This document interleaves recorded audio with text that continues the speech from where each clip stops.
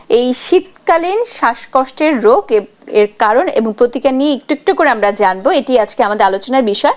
তো এই যে বিষয় নিয়ে আমরা শুনলাম যে পিছনের কারণের মধ্যে একটা প্রধান কারণ আপনি বলছেন যে অ্যাজমা বা হাঁপানি। এই হাঁপানি নিয়ে কিন্তু অনেক প্রশ্ন থাকে যে তার শ্বাসকষ্ট হচ্ছে না, শুধু কাশি, তাহলে কেন বলছে যে হাঁপানি? সেই প্রশ্নটির উত্তর একটু জানতে চাই। আসলে হাঁপানি যেটাকে আমরা বাংলা ভাষায় হাঁপানি বলি বা মেডিকেল টার্মে আমরা যেটাকে বলি ব্রঙ্কিয়াল অ্যাজমা। এই ব্রঙ্কিয়াল অ্যাজমা প্রেজেন্টেশন আসলে বিভিন্ন রকম হয়। কোনো রোগীর শ্বাসকষ্ট হতে পারে, যেটা আপনার ঠান্ডা বা কোল্ড এক্সপোজারে শ্বাসকষ্ট বেড়ে যেতে পারে। কোনো রোগীর দীর্ঘকালীন কাশি হতে পারে, যেটাকে আমরা বলি ক্রনিক কাফ। কোনো রোগীর আবার গলায় বিশেষ একটা আওয়াজ হতে পারে, যেটাকে আমরা বলি হুইস।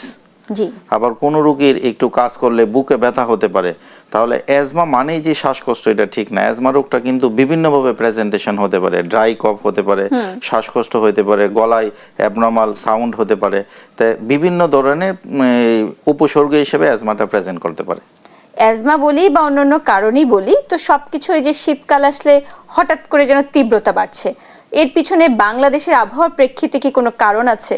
অবশ্যই শীতকালে আসলে আমাদের যে শ্বাসনালী, যেটাকে আমরা বলি রেসপিরেটরি ট্র্যাক্ট, এই শ্বাসনালীর যেই ভিতরের মাংসপেশি আছে, যেটাকে আমরা বলি মিউকোসা, এখান থেকে শীতকালে কোল্ড ওয়েদার জন্য এখান থেকে আমাদের এই পানি নিষ্কাশিত হয়ে যায়, যেটাকে আমরা বলি ইংরেজিতে ডিহাইড্রেশন।